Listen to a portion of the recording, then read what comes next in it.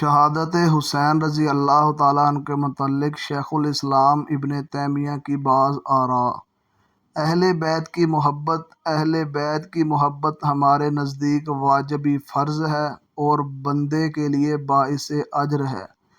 مجمع الفتاویٰ جلد 4 صفحہ 487۔ مظلومانہ شہادت۔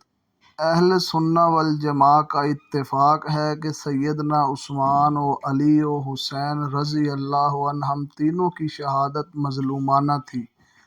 سیدنا عثمان و علی رضی اللہ عنہما کے متعلق تو صحیح احادیث ہیں کہ وہ شہید اور جنتی ہیں، بلکہ سیدنا طلحہ و زبیر رضی اللہ عنہما کے جنتی ہونے کے متعلق بھی صحیح احادیث موجود ہیں۔ جامع المسائل جلد 6 صفحہ 255۔ آپ رضی اللہ عنہ کی شہادت بڑا تکلیف دہ سانحہ ہے۔ حسین رضی اللہ عنہ اور ان سے قبل سیدنا عثمان رضی اللہ عنہ کی شہادت اس امت کی بڑی آزمائشوں میں سے ہے، اور ان دونوں کو شہید کرنے والے اللہ تعالیٰ کے ہاں بدترین لوگ ہیں۔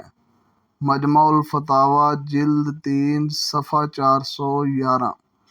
اللہ تعالیٰ نے حسین رضی اللہ عنہ کو شرف شہادت سے نوازا، جس طرح اہل بیت کے دیگر اشخاص پر عنایت کی تھی، اور سیدنا حمزہ، جعفر اور ان کے والد گرامی سیدنا علی رضی اللہ عنہ کو شہادت کے مرتبے پر فائز کیا تھا۔ مجمع الفتاویٰ جلد 25 صفحہ 302۔ حسین رضی اللہ عنہ مظلوم شہید کیے گئے، ان کے قاتلین ظالم و سرکش تھے۔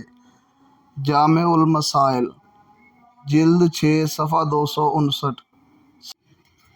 سیدنا حسین رضی اللہ تعالیٰ عنہ کے نکلنے کا مقصد حسین رضی اللہ عنہ لڑائی کے لیے نہیں نکلے تھے، بلکہ ان کا خیال تھا کہ لوگ ان کی اطاعت کر لیں گے۔ البتہ جب انہوں نے دیکھا کہ کوفی لوگ مکر گئے ہیں تو انہوں نے وطن واپس جانے یا سرحد پر جانے یا یزید کے پاس جانے کا مطالبہ کیا۔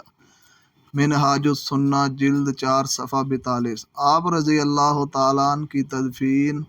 سیدنا حسین رضی اللہ عنہ کا جسد مبارک بلا اتفاق کربلا میں مدفون ہے۔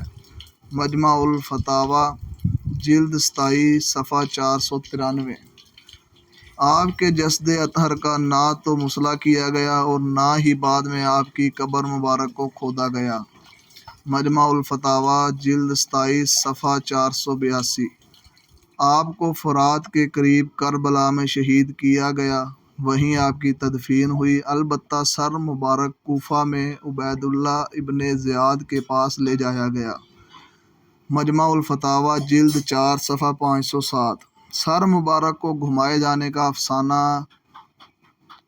رہی یہ کہانی کہ سیدنا حسین رضی اللہ عنہ کا سر شام وغیرہ لے جایا گیا اور اسے گلیوں میں گھمایا گیا، تو یہ جھوٹ ہے۔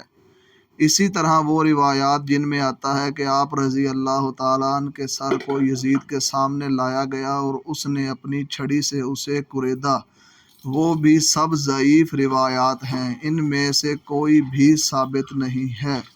جامع المسائل جلد 6 صفحہ 260۔